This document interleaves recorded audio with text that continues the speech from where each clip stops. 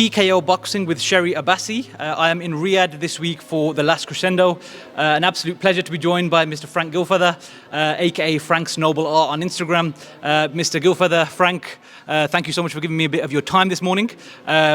You've literally been here for about 12 hours. How has the experience been so far? Well, you know, I love the buzz. Even in this, I know everybody that's here in terms of what we call the VIPs, the boxers, the managers, the promoters. They're spread around the city in different hotels. We've got quite a lot of people here, including Bivol, and it's exciting. It's different. It's like a little buzz in the air of anticipation. You're thinking, wow, this is one of the great fights of the probably last 10 or 20 years, if it lives up to what we hope. And so it's the anticipation that's beginning to build. It's wonderful. Thank you for that. Frank, if you don't mind, I would just like to ask a bit about yourself and obviously your journey through the sport. I did read online as well because I wasn't sure about your amateur background and how you've been reporting on boxing previously over the years as well. Can I ask how you first took up an interest in the sport of boxing? Well, it was my nursery, the local amateur boxing club, because my dad ran it. My two older brothers went there, so when it was training night, age 4, 5 years old, my mum would say to my dad, "Take Frank with you," Frankie as it was, and I would go down there and I would just punch a bag or hang about or soaking up the atmosphere again and the ambience of a boxing club where people are thumping punch bags, they're sparring, and it all became part of my DNA.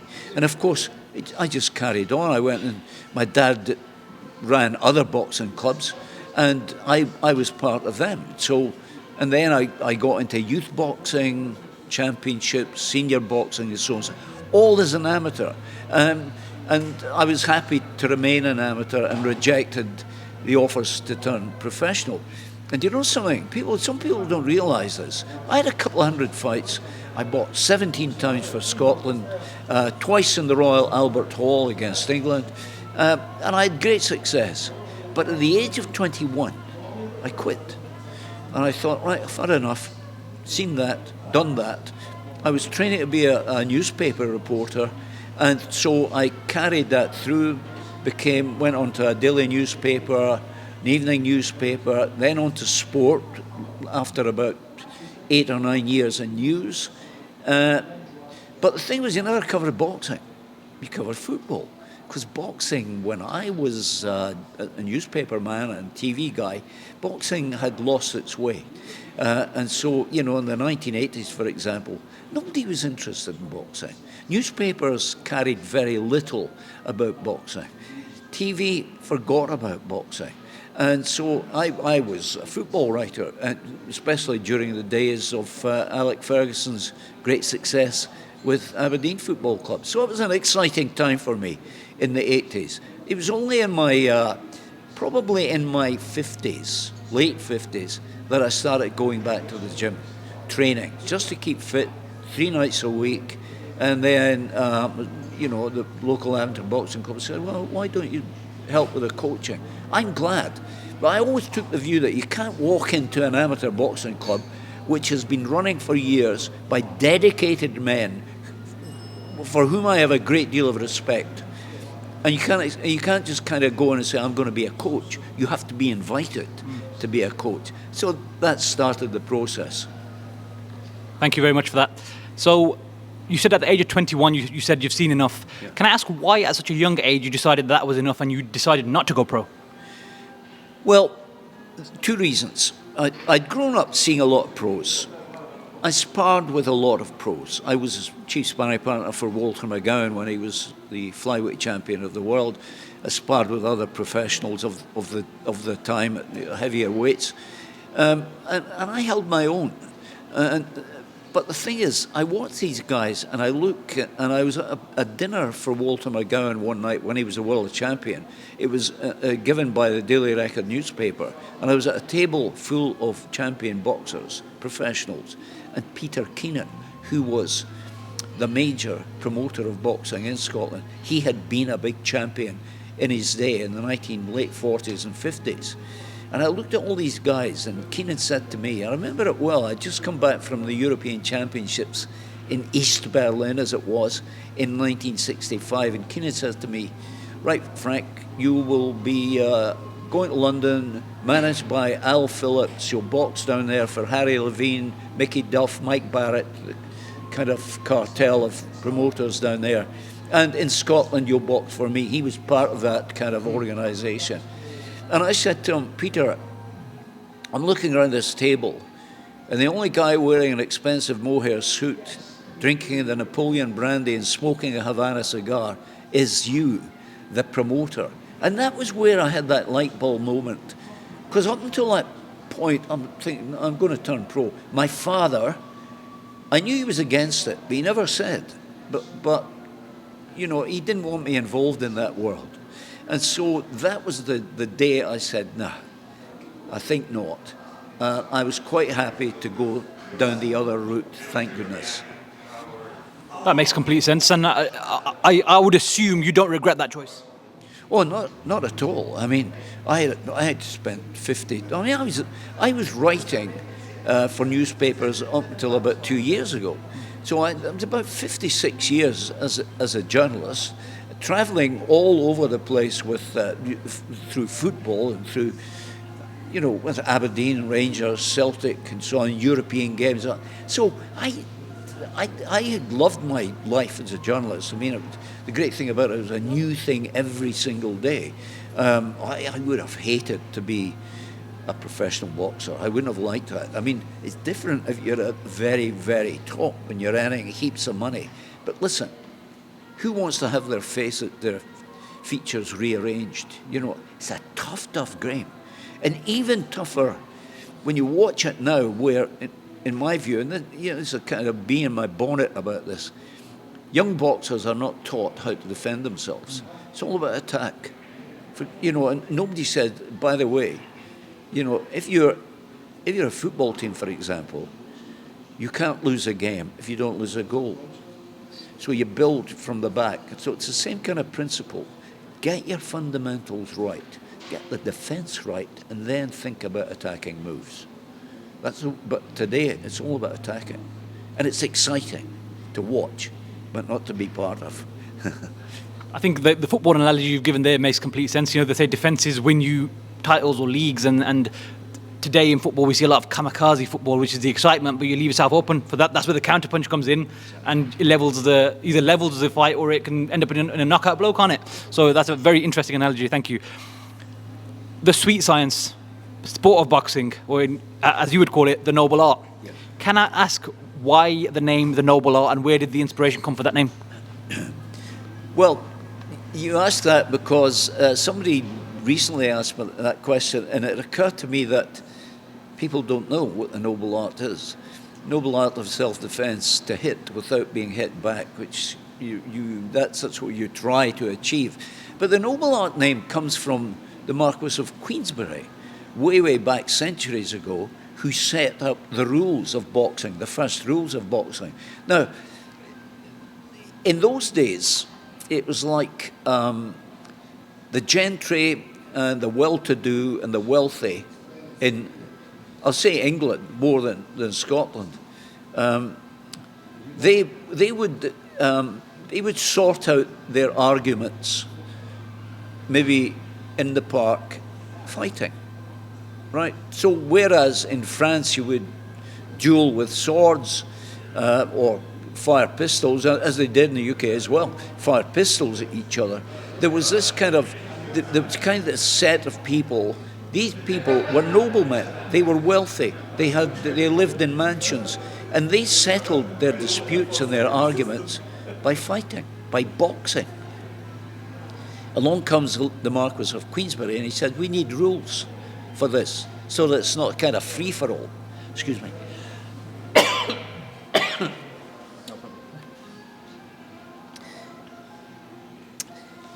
So he says, we need rules for this. It's not a free-for-all. So let's set up rules. And those rules became boxing as it is today. But it was called the noble art because principally it was noblemen who fought and foreign boxing through the Marquis of Queensberry coming in. So that's why it's called a noble art. And I thought when I started these bag mitts that I sell in 60 countries, and I've got a thing about bag mitts against sparring gloves, as you might know. That's why it is a noble art. Even today, there is something noble about two men going into the ring and boxing and using their brain and using the sweet science and the rhythm and the dancing and the jab and the mental agility that you need to react instantly and instinctively in the ring. That's key. That's why it's still, for me, a noble art. I completely agree with that, and I think, like you said, it's probably the most human of sports, because you can't really cut any corners. If you do, you'll be exposed. Yeah. You can put your best foot forward and still get knocked out or still lose. So it's like a metaphor for human life, existence. I think Mr. Teddy Atlas said once that fighters are fighting for the right to exist. On any one given night, you can change your life and you can prove that you belong. The old days of HBO, Showtime, which unfortunately they're no longer in the sport, the production value of those pre-fight build-ups and the shows they would do, that would really paint that picture for you. And that's what boxing is, and it's, like I said, it's very much a human. It's like a metaphor for human life and existence. That's what I feel. I don't know if you agree with that. No, I do agree with it. Absolutely. People think, oh, it's the big fight, but they sometimes don't kind of think about what's gone into the making of this boxer. Where did he come from? How often does he train? The sparring is brutal. It's for real. So sometimes the spectator sits back and says, right, these are two great guys. I watch fights today, and I'm horrified sometimes at the brutality. As a spectator, I think it's wonderful. But sometimes I go, oh my God, how can they take those punches? Especially nowadays, there's a great emphasis on body punching. And in professional boxing, in amateur boxing, of course, I don't know what the rules are in pro boxing about this, but in amateur boxing, you can't hit the kidneys. You can't touch them at all. I mean, that's debilitating. I've experienced it. And yet, they're the pros. They're aiming for the kidneys all the time. How these guys withstand that kind of punishment, I do not know. They have my admiration, but also I'm thinking, please, retire. Mm-hmm. Think about a family life and all that. I'm torn between it. As a spectator, fabulous. As a kind of pundit looking at it, as a guy who's been there, albeit as an amateur, but at the top level, I know how difficult it is. It's fantastically difficult. And these guys are putting so much, and you're right, they're actually putting their lives on the line sometimes. And look at poor John Cooney the other day. You get these things that crop up in boxing from time to time. It's always going to happen. And you have, I remember years and years ago that the British Medical Association had a very strong campaign to get boxing banned. Now, it was resisted over and over again. And the BMA seemed to go away and say, okay, we've lost that battle. But it's a hard one to argue against. Should boxing be banned? That's a difficult one. But when you look at what's on show, today around the world with these top-ranked boxers, marvellous to watch, marvellous, supreme athletes. It might not be the sweet science it was in my day and when I watched the top pros, but it's still a noble art. Absolutely. You just mentioned about the BMA and how unfortunately we do get serious injuries, debilitating injuries or deaths happening in boxing, but they don't happen as often as you may think necessarily, especially in recent years. Do the positives of what boxing offers outweigh the negatives in your opinion? I think that's what people don't fully appreciate. And let's go back to the grassroots boxing, because that's what I'm really interested in. And grassroots boxing offers kids, boys and now girls a place in their community, right? So what do we have in our society for working class areas? We have football, right? People want to be footballers. Kids want to be footballers. If you're not good at football, if you're not interested in being a footballer, let's go and join a boxing club. You know, and boxing clubs maybe could do more to get kids in. But you know, when I go to boxing clubs all over the UK to do my coaching seminars, they're packed. They're packed with kids who want to learn how to box.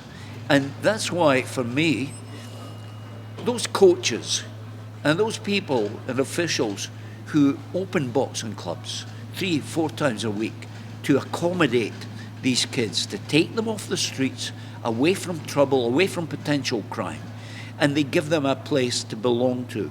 Now, 99.9% of these kids will never be star boxers, but that's not important. What they will be is part of this boxing club. They'll wear the T-shirt and they'll walk out with pride and will say, yeah, I'm a boxer. They'll believe they're a boxer, and for that, you know, for those 90 minutes that they're in the club, that's what they are. And they'll go to school and they'll tell their kids, and it gives them a sense of pride, and it gives them an inner confidence in themselves. And, you know, throughout life, people are going to need that. Even when they're finished, they know I was a boxer. You know, they might have been useless, but that doesn't matter. They kept fit, and it set them on the path for adulthood, either to become boxers or basically, this is the important thing for me, to become good citizens. If you become a good citizen and respect your fellow man, that's what boxing gives you. It's about the discipline and the respect, isn't it? That's the bottom line, essentially, of what we want boxing to instill in young people.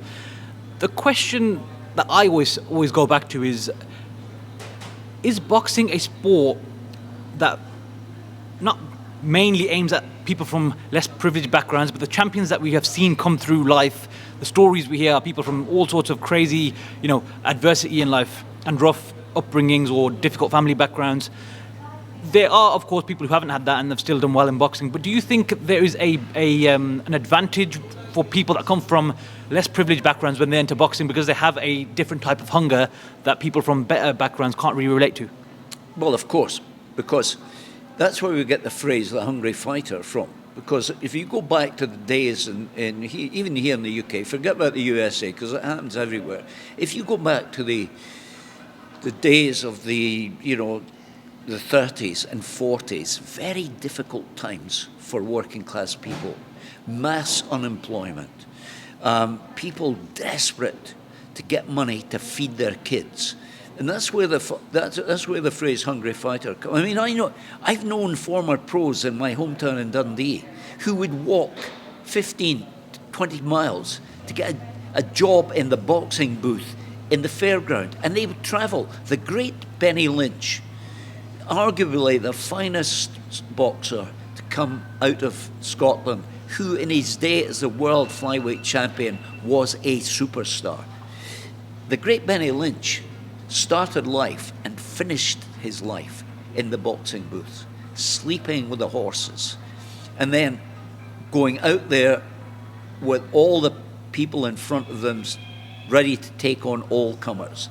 Those people would pay, and this would get Benny Lynch and all the others money to feed their kids. Unfortunately for Benny Lynch, it was to feed his a habit as an alcoholic, and he died at 33 of alcoholic poisoning. So, but these are the hungry fighters, and it's wonderful to think of those stories.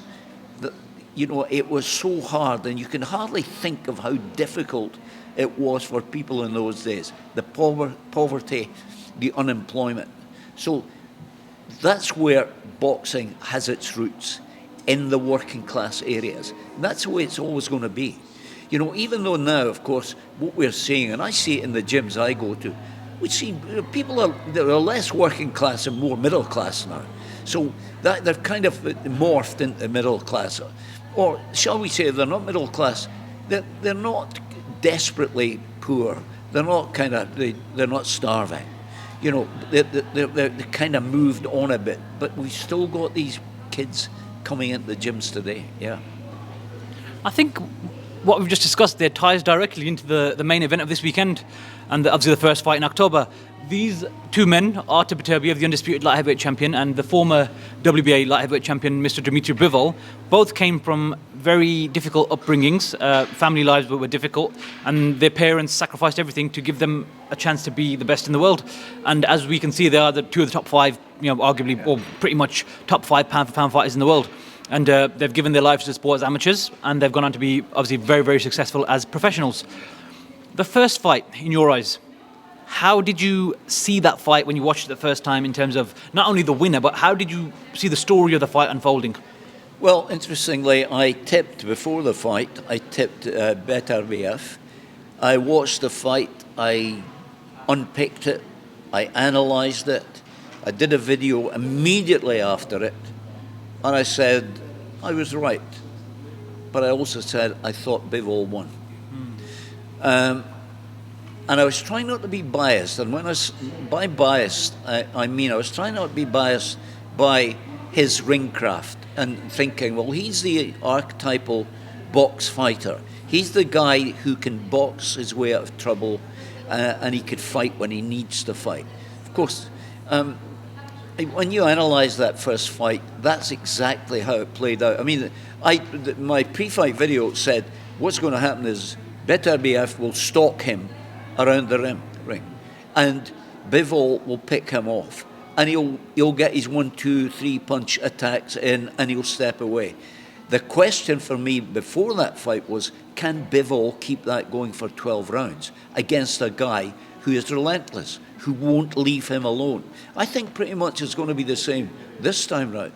But when I saw the artistry of Bivol, okay, tired.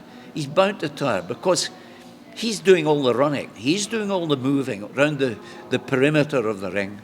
Beterbiev is trying to hold the centre of the ring and inviting, as he will do this time round, inviting Bivol in to say, come on, let's have a scrap. Bivol's not daft. If he does that, he knows he's finished, because this guy, Beterbiev, hits you like he's got a sledgehammer in each hand. So Bivol is he's going to be better this time. And so will Beterbiev, but I think Beterbiev hasn't got the ring craft, he hasn't got the kind of nous, boxing nous that Bivol has. It's a fascinating encounter. It will be as close as it was last time, I'm sure. But I'm still going for Bivol. What has made you go for Bivol this time? Because when I saw him last time and I thought he'd done enough, I think, good for you. You weren't dragged into a fight. You could easily, because it's easily, when you're mentally tired and the fight goes on and you think, oh my goodness, what round are we in? Is it nearly finished? Because they're not, thinking, is it nearly finished? I think that we came through that beautifully. I think he'll be better prepared psychologically this time. I think that because he knows all about Bivol. I mean, they've grown up in the amateurs and they've seen each other, and that last fight was fantastic. So he'll take a lot from that. He'll wonder if Beterbiev can offer more than he did last time. Now, that's the question. Has Beterbiev got something extra to give this time? I don't think so. But I think Bivol might. Bivol is not only a ring artist, he's a thinker. And he'll not be tired enough. Because sometimes when it's later in the fight, you think, oh my God, I'll just have to hang on here. And you're under pressure. And Beterbiev is going to batter you. And you're thinking, okay, I'll have a fight here. He suckered me into this. He's pulled me into the spider's web, and I'm going to have to fight. He won't get into that. Bivol will be so classy, in my view, to keep away from there, and it will be extremely difficult for him to keep up those tactics for 12 punishing rounds, but I think he will. I think I just to give you my perspective. I scored the fight a draw. I thought it was a very tight affair. I felt Bivol landed the flashier, more memorable punches, shall we say? And like you said, the 1, 2, 3 and out. The one time he stood and threw an extra punch, he got caught, and that was in round 7, and it sort of changed the tide of the fight a little bit. And that's when Beterbiev came on really strong. But I had it a draw. But funnily enough, I've actually got a text message on my phone that as I was watching the fight, we were going back and forth, me and my friend. I said, I've got it a draw, but I feel like if anyone's going to win the fight here, it's going to go to Bivol, because I felt like he had the most memorable shots. And it's similar to what you're saying about his boxing style is more appealing and it's easy on the eyes, isn't it? Yeah, there's also the aspect. Now this is where the coach comes in, trainer. I like to call them trainers. This is where they come in, and this is important because how you kind of maneuver each round, okay, is important. Now the coach's job is to see any flaws in both his own boxer and in the opposition. So if he can correct those flaws in his own boxer and give him the information that he needs to do, although Bivol's, I mean, it could be argued at that level you don't need a coach. You know, you should know what you're doing because it's instinctive, Yes. right? So, but one of the things I always think about this fight is this: if Bivol can come out in the first 45 seconds, 1 minute, and do all his good work, the judges will be impressed. If he can do the same again in the final minute, they'll be knocked away. Right. Now, what happens in the minute in between? The minute in between will be no different for Beterbiev because he will continue, as he will do throughout the round, on his forward planning, going forward, stalking his opponent. This is where it spells danger for Bivol, because if he gets into the mindset, okay, I've had a good first opening minute, let's have a rest, let's sit back, you know, and this is where it could be dangerous. However, he has the wherewithal, he has the ability, the technique to stay out of trouble for a minute, to block, to parry, to move. And that's the thing. He will frustrate Beterbiev, as he did in fight number 1, by his movement. And inside his head, Beterbiev will be saying, for goodness sake, stop still, just for a couple of seconds so I can hate you. You know, but if that doesn't happen, it's extremely frustrating for the big puncher who wants to engage, and he wants his guy to engage, his opponent. And Bivol, so if I were the trainer, that's how I'd play it. Have a great first minute, dazzle, do your little combinations, jabs, move. It's impressive. It's great to watch. You know, have your little rest in the middle of the round, but don't get caught. Just do the movement. You know, it's tiring, but that's what he's got to do. And then in the final minute, let's go and, you know, final 30 seconds, 45 seconds, let's go and look like a real star. Let's go and bang, bang, bang, bang, you know, move, be flashy, you know, but don't be silly. Don't do anything silly that will get you caught. I think that's what's going to see him through this fight. Thank you for that excellent breakdown on potentially what Bivol needs to do to get through the fight the way you believe. Touching on, obviously, the best boxers in the world, I think it would be a mistake of me not to ask you about Alexander Usyk. Yesterday, I was in one of the other hotels here, and I bumped into Myris Bradis, a former opponent of Alexander Usyk in the World Boxing Super Series, one of the top 5 cruiserweights of all time. You know, great fighter in his own right. And he was saying how he didn't believe when he fought Usyk that he could go on to do what he has done at heavyweight against guys that much bigger than him. He even said himself, he goes, I'm a big guy, but I know for a fact, I don't believe for a second that I could go and compete with a Joshua, a Fury, a Dubois, because they're so much bigger than me. So he goes, the fact that Usyk has been able to do that at his advanced age as well, he goes, it's credit to him, his work ethic, his schooling, and just a belief within a deeper desire to be great and to aim high. Pardon me. So what is your sort of perspective on Usyk and what he's accomplished? Because I don't think anyone can really put it into words, because what he's done is just absolutely spectacular, and the way he's done it, the only really close fight he's had was Myris Bradis, where people can argue potentially he lost. Yeah. Again, sorry to give my perspective, I don't think any of the other fights he's had in his career have been close. They've been competitive, but clear winner in Alexander Usyk. What is your opinion on Alexander Usyk as a fighter, and where does he rank in the heavyweight sort of annals of history? I know it's a different sport now compared to maybe 20, 30 years ago, but what's your perspective on that? I've been asked this before about Usyk. I am a great admirer of Usyk as a boxer, as a technician. And he's Eastern European. And I've boxed against Eastern Europeans, and they're different. And they're different, and we've seen that with Bivol and Beterbiev as well. They're different in many respects, not just in technique and style, although they have to adapt to professional boxing. We saw that with Golovkin, for example. He had to adapt his style to, but the essence is in Eastern European boxing and the way that they teach them there. But Usyk's a champion for me in many ways.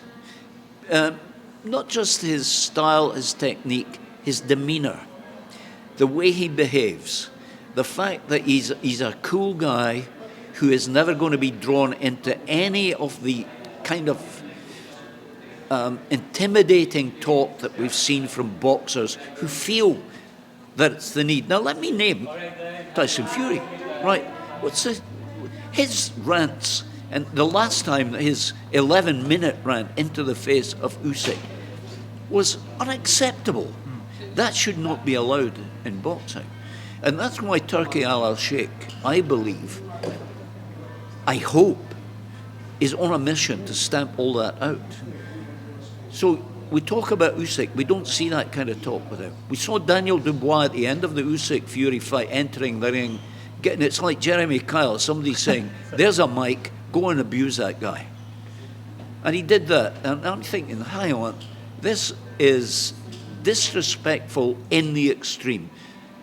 We've seen Usyk come through a difficult 12-round contest. He just retained his heavyweight crowns.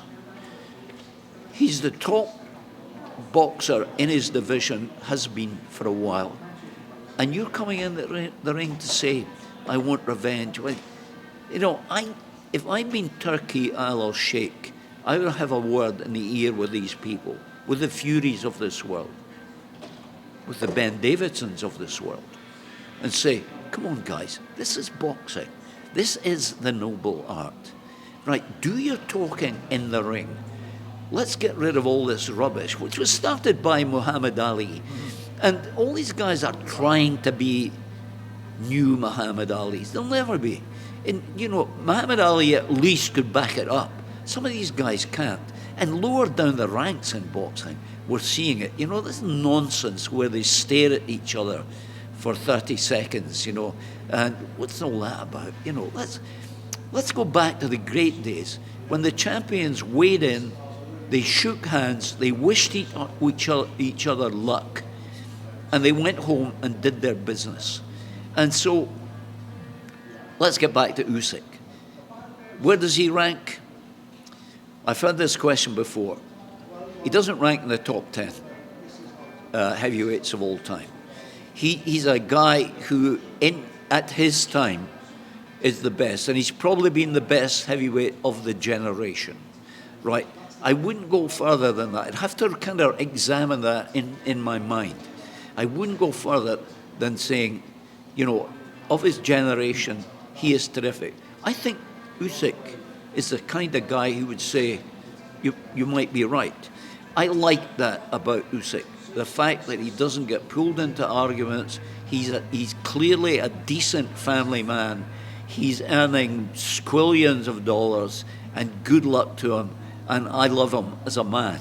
And as a boxer, I love the fact that he's a thinker. And we go back to what I said earlier about the thinking boxer is always going to come out on top, or usually come out on top. Because if everything is equal, physicality, the weight, height and reach, everything is equal. The guy who's going to come out on top is the guy with the better boxing brain. Usyk's got that better boxing brain. I think that sums it up. If everything was equal, if they were both 6'9" with the same reach, same weight, Usyk's going to come out on top because he's smarter. He's smarter as a fighter, isn't he? Absolutely. Thank you for that. And just to finish, I think, like you said, you mentioned you got on the plane, and sitting next to you was none other than the former undisputed super lightweight champion and the undisputed welterweight champion of the world and current WBA super welterweight champion of the world, Terence Bud Crawford. Now, we've been told that the fight has been agreed for September in Las Vegas between Terence Bud Crawford and Canelo Alvarez, the unified super middleweight champion of the world, who realistically would assume will be undisputed going into that fight after May, if he gets through that fight, which he should. But crazier things happen in boxing, but he should, we'd assume. This is a massive weight jump. It's a whole stone. We briefly spoke off camera about the shock that you had meeting them both at different points. You met Crawford yesterday and he was bigger than you thought. You met Canelo at the Ring Magazine Awards and he was maybe smaller than you expected. Yeah. I think with Canelo it's more to do with the thick-set nature of him, and with Bud he's got more of an athletic build, and he's freakishly strong for a guy from the lower divisions, shall we say. A lot of people see this fight as unnecessary, as a freak fight, and they're saying they should both focus on what's in their division rather than having to, face each other 2 divisions apart. Canelo has repeatedly said he's not interested, but of course there's a certain amount of money that's been offered that he's probably said I'll take it. But he has a lot more to lose than Crawford would, for example, because the excuse for Crawford would be he wasn't big enough, it's fine. If Canelo loses to a guy who started at 135, unfortunately, that would be viewed as, he was never that good, that's unfair, isn't it? Do you think this is a sensible fight to make, number one? And number two, do you think Crawford really has a chance of beating Canelo with the size difference that we have in play? Well, I think the first thing to tell you is that Crawford told me that everybody's making a big deal about the weight difference. And he said, as a welterweight, I was struggling to make that weight. And I know what he means. When you're like that and you're struggling and you're making the weight fight after fight, sometimes it's good to go up. Just put on a few pounds, go up another division. He's saying to me, it's no big deal for me to fight at 168. And I looked at him, and so he's 5'8", and he's good. He's beginning to bulk up. He's working on this already, and I could see that. He's working on strength. He's working on a fitness, obviously. He's got the technique. I said to him, do you not worry that by bulking up, by putting on this weight, you're going to lose something in terms of your mobility? And he said no. And I agree with him, not at that weight. At heavyweight or light heavyweight, that might be the case. But when you're lower down, he said, Canelo's got the power, he's got the punch, and he's got the experience at that weight division. He said, but I've got the fast hands. He said, I've got the footwork. I'm taller, longer reach. And it's so that what he's saying is, think about all these elements. Don't think about the weight difference. He will edge towards 168. I don't know what he'll end up as, but he's comfortable with this fight. Is it a good fight? It's a great fight for him. Is it a good fight for Canelo? Well, I think what we've got to learn is that Canelo has signed this 4-fight deal with Turkey Al Sheikh. And I would imagine that, Canelo set out some opponents which may or may not have been acceptable for Turkey Al Sheikh. I'm only speculating here. If I'm the promoter and I'm giving a boxer, whatever it is, was it $500 million for 4 fights? I want a reward for what I'm doing. So if I'm in that position, I'll tell you who you'll fight. That might be the case. So I think that's partly where the negotiations might have been, where he's saying, I'd like to fight Terence Crawford. Terence Crawford, I'll speak to him if he wants to go. I think that's where Canelo maybe might have said, no, I'd rather fight somebody else that he feels more comfortable in beating. I've no idea if that's the case. This is all just off the top of my head. So let's think about these four fights. He goes, what does he do if he beats Crawford? And now we're looking at, that's a big if. I think Canelo's on his 4-fight deal, and I think after he's probably said, if he's got any sense, he's probably said 4 fights and I'm out, right? Why would he continue? So Crawford is a good fight for Crawford. It's maybe not a great fight for Canelo, and maybe I've been swayed by what Crawford's been telling me, but I think that really he has a big opportunity, and I think that's the big thing, right? Crawford 37. I mean, he's not a young guy. But I think Crawford was saying, can you imagine? This is a mega opportunity for me to fight the best guy in this division, become a world champion there, and then maybe retire or get a couple of more fights through Turkey, Al Sheikh, and head off onto the horizon. What do we see after that fight is another issue. Do we see Canelo trying to go up to light heavy, to fight one of these guys, Bivol, Beterbiev? I hope not, for Canelo's sake. Canelo's a brilliant guy. He's not a great combination puncher. He likes to load up. He likes to throw the big ones.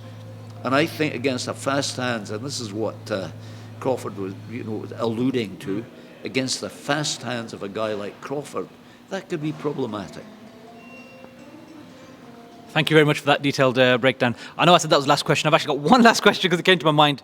Because I always think, when you speak to someone who respectfully has as much knowledge as you do on the sport and as much experience, it's a simple question, but it's one that you can either answer with one word or you can go on a ramble. And this is completely down to you.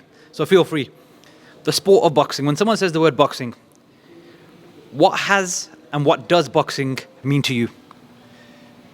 Well, I'm lucky because I kind of departed boxing, and I spent decades working in my job, family, 4 kids, with zero interest in boxing. And in fact, there are periods where periods where I had no idea who was boxing, who was champion. I'm lucky. I'm still bluffing this. I'm still trying to catch up. Sometimes people are saying to me, what do you think of so-and-so? I think, who is that? I don't know who he's talking about. And I've got to go onto YouTube and look at them and examine them and think, well, this guy, who will beat so-and-so? And I've got to go and examine this. I'm not the pundit. I'm not the guy who's kind of, what do you call him, a geek when it comes to boxing. I have lots of interests. I write books. I've written 4 books. I've written a play for the theatre. And so life is kind of giving me lots of different avenues to travel. Boxing is one of them. I love boxing. And I love now what I'm doing because suddenly I've been thrust into this role as, I don't know what you call it, the influencer. Yes. Is that right? I don't want to influence anybody except young boxers. I want to influence them to look at my tutorials, look at my stuff on YouTube. I have a YouTube channel now which is growing rapidly. Frank's Noble Art, have to get that in. It's the same. But I look at them and I get thousands of comments throughout my social media channel saying, you have helped me. I take my iPhone to the gym and I put on one of your tutorials and I replicate it. I get that from coaches. Coaches annoy me on social media, the ones who have no idea what they're doing, who have zero experience in boxing, never been in a ring before. That annoys me, and they're trying to teach kids stuff that is totally wrong. That really kind of gets to me. But so boxing is all of these things. For me, it's the kids off the street. That's what it means to me. This is brilliant. This is the icing on the cake, being in Riyadh, seeing the big fights, meeting all the top fighters, the champions, talking with them, interviewing them. This is all brilliant for me. But when I go back to the gym on Sunday, or maybe next Monday night, to do some training, it's the kids I'm interested in. Why are you throwing a left hook like that? This is the way your jab should be. This, shift your feet this way. All these kind of little lessons that I impart are great, and they're even better when I see that the young boxer takes them on board. Frank, thank you so much for that, and that was a long one. So I appreciate you sitting there and talking about boxing. But like you said, this is something that you are very, very interested. You got a lot of passion for it, amongst many other things. So I just want to say a massive thank you for giving me some of your time. And like you said, Frank's Noble Art on Instagram and Frank's Noble Art on YouTube as well, which is now rapidly growing. So anyone who is watching this, please subscribe to Frank's Noble Art and also give them a follow on Instagram as well. There's so many gems on there daily. And what is the name of your mitts? Frank, it's the bag. Now this is the key thing. I'm a guest sparring gloves on the punch bag, and I won't bore you with the details why. But the bottom line is, if you put your thumb in your hand in a sparring glove, your thumb has nowhere to go, and you have no control over it because it's attached to the glove by a piece of elastic. My bag mitts, and I stress they're for the bag, have the unpadded thumb, which allows you to wrap your fist round tightly, punch with the knuckle part of the glove. So they're the Noble Art bag mitts. I sell them in 60 countries, and many of the people who buy these gloves are guys who just go to the gym, punch a bag, and they say, "You've changed my life in boxing. These are brilliant." Right? So that's a commercial. That's the plug. Thank you. Thank you so much, Frank. Appreciate it.